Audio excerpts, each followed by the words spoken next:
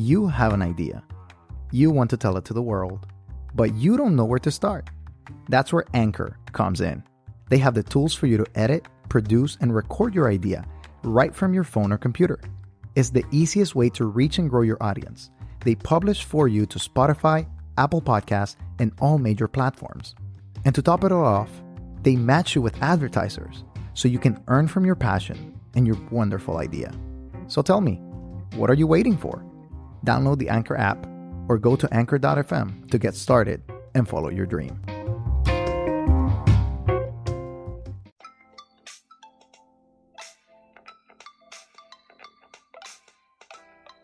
Welcome to Disruptive Adventism.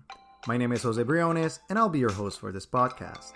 This podcast is about discussing the polemical statements and practices that are part of the Adventist fabric, which in turn shape this belief system to be unique and relevant for today's society.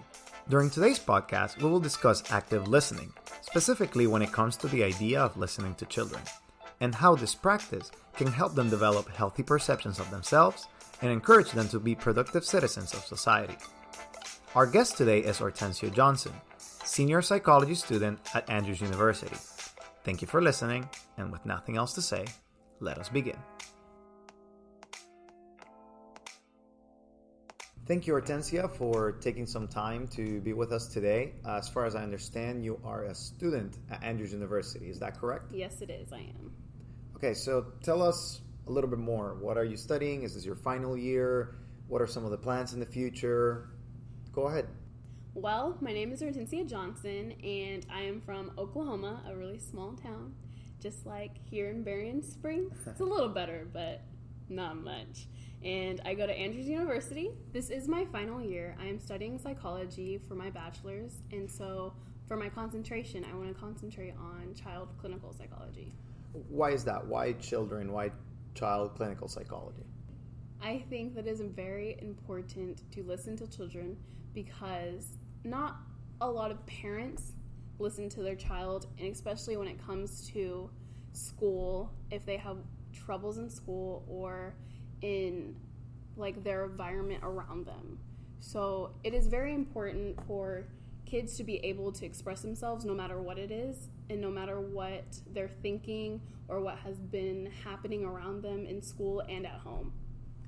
So what you're saying is that when we listen to children, it is easier to comprehend what's going on in their lives. Yeah, definitely. So what are some important things to emphasize in the early years for parents, for them to understand their children in a better way?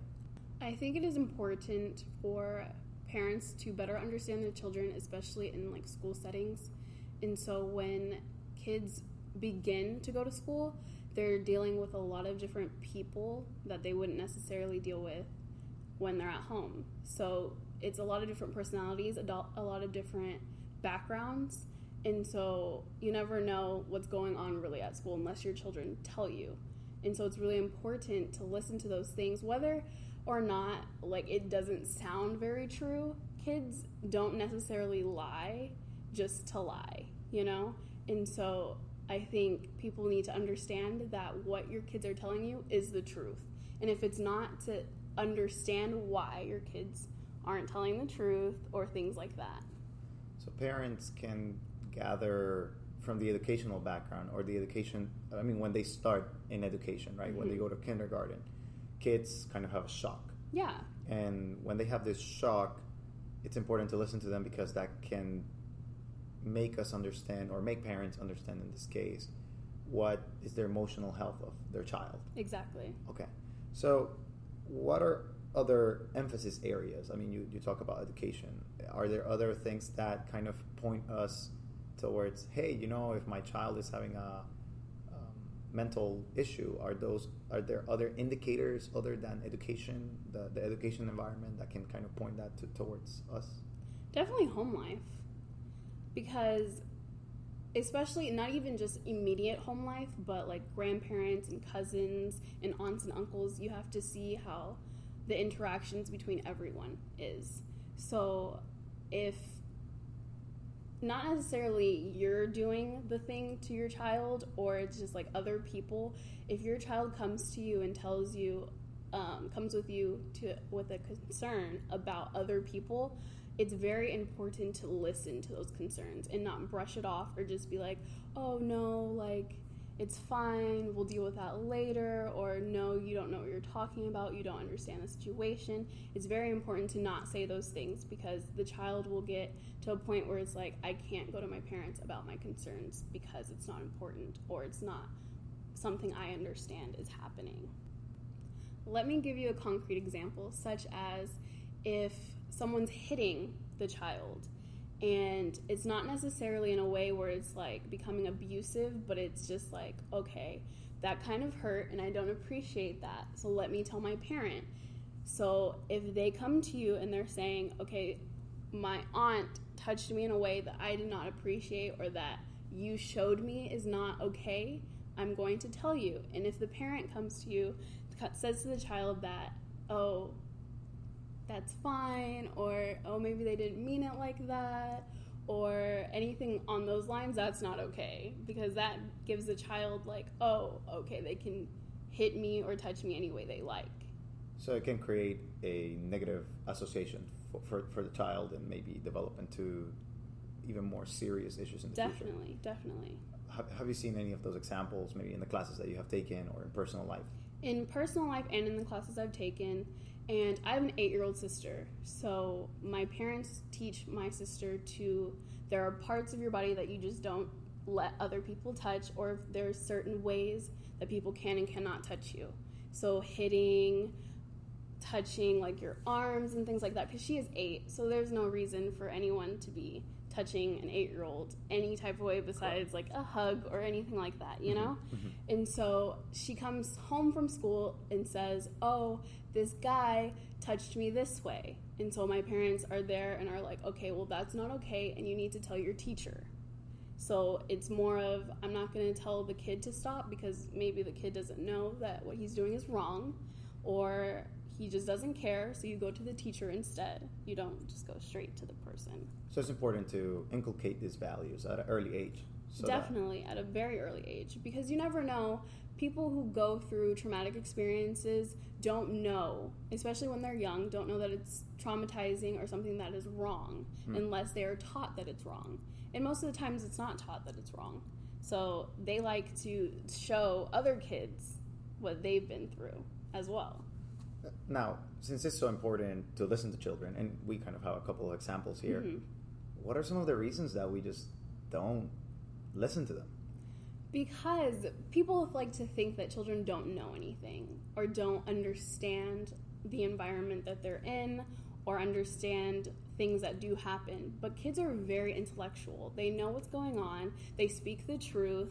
There's no need for them to lie, and they like to express themselves, and they talk a lot. So it's very important to listen to everything that they have to say, even if it's talking about coloring, because that shows them that you're interested and that they can come to you for anything. Another reason why it's important to listen to children is because it builds trust, especially if there's something going on in the child's life and they need to talk about it. It's very important that they feel like they can come to you to talk about it. And so it doesn't create a cycle of, okay, I'm going to suppress my feelings, because that also has its own issues going forward in their developmental stages. Okay. So 2 good reasons to listen to children is kind of builds trust in them and affirms them, hey, I'm listening, I'm being there for you. Mm-hmm. Now, as parents, nobody teaches you how to be a parent. Yeah. It's something that, hey, you got a child and you kind of learn. But you are studying this field and you're understanding, in the clinical psychology, I will think, in your classes, you kind of go over, hey, this is how you ask questions to a child, or like, can you give us some examples that kind of will help us to practice how to listen to children in the home environment, or even the school environment, or the church environment? I think definitely at home, it starts at home, definitely. And so at first, kids are very curious and want to ask a million questions about everything, no matter what it is. And it can be something really deep or really shallow. And I think what's really important is that the parent always listens to all the shallow things, all the deep things, and engages with the child no matter what, and give them their undivided attention. Because when you start to not listen and just say, okay, when the child's talking, it's just like, oh, you're not really listening to me, so I'm not going to really talk to you about anything. And that's where things get a little chaotic and not okay with the child. And so I believe that when you listen to a child, you have to be receptive to what the child is saying and to make them feel as though they can come to you for anything, whether it's something that's happening at school or something even deeper that could be happening without you knowing. And it's very important to build a trust and to build just openness between you and your husband and your spouse or whatever, between the parents and the child. It's very important for the child to feel as though you're like their best friend, but also their parent, and being able to come to them for anything, no matter what it is. And it's not only about listening to them, but it's also about making them involved when they have a concern and making them the solution to that concern. Now, as you say that, for me it sounds very easy. I'm an extroverted individual. And there are a lot of children that are like, oh yeah, I have a concern. I'm going to be part of the solution. Yay. But there are children that are more introverted. So how do we do in that? How do we listen to those children? Do we encourage them to engage with their concerns or the things that they're trying to learn? Yes, definitely. So I was very introverted when I was younger. I still am. And so in classroom settings or in church settings, they would be like, anyone have any ideas? And everyone would shoot up their hands, but I was never like that. And so for me to get involved, it was more of, it had to be a discussion. So everyone had to be putting in their ideas, and it had to feel comfortable for me. And so I couldn't feel like I was intimidated by anyone, or like the teacher couldn't be intimidating. So it was more of being like, hey, if anyone has an idea, let's just shoot it out there right now. And if not, it's okay. And so then I would be more comfortable in saying what I had to say and just being open.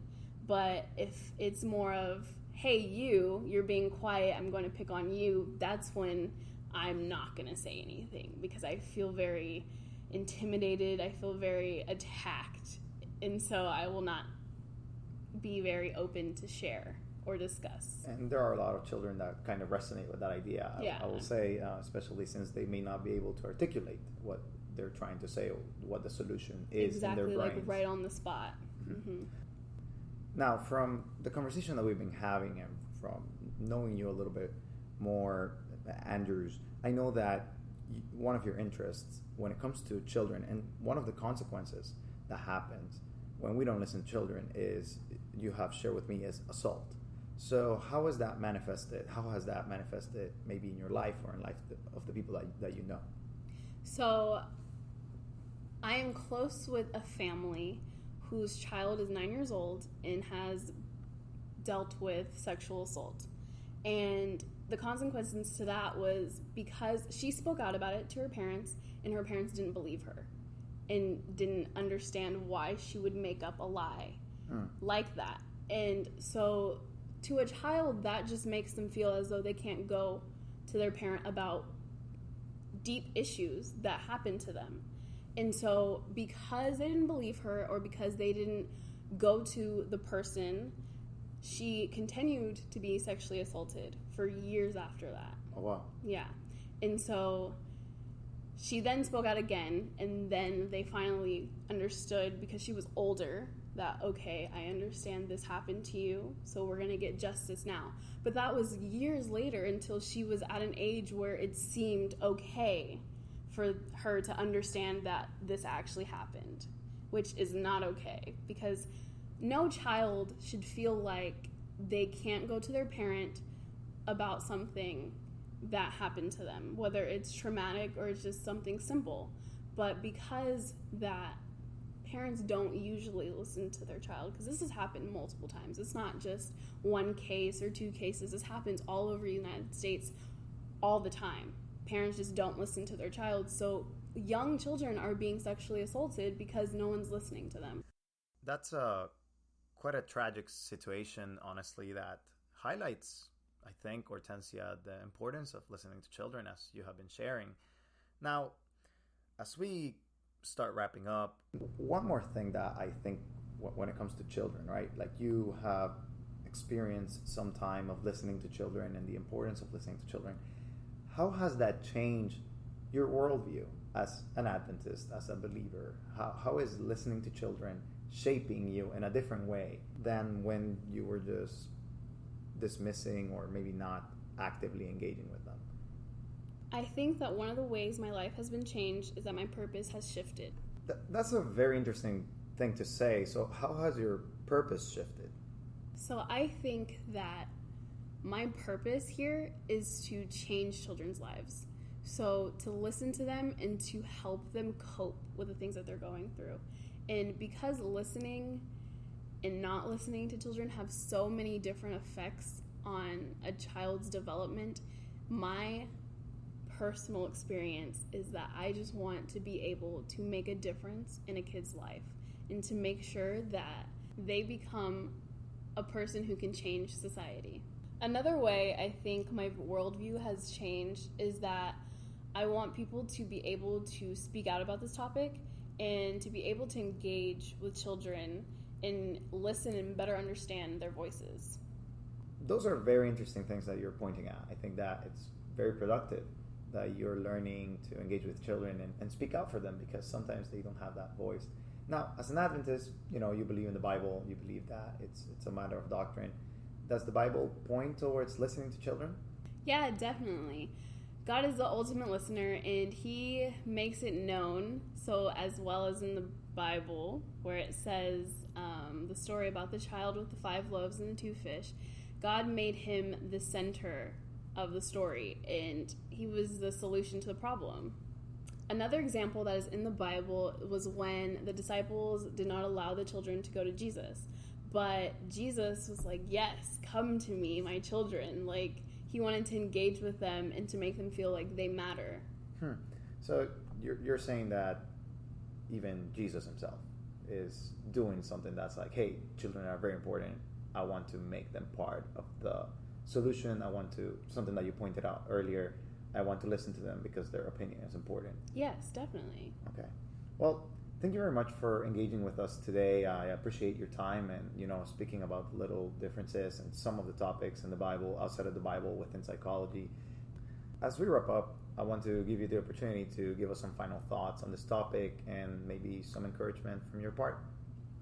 Children are very intellectual, and they know a lot more than we think they know. And so I think it's very important to understand that and understand that their opinions do matter, and they're going to be world changers one day. So we need to give them the opportunity to change the world.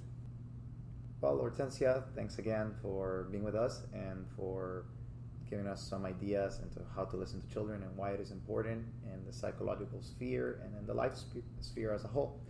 We hope that you graduate and that you have a good time listening to children in the future with clinical psychology. Thank you. Thanks for having me.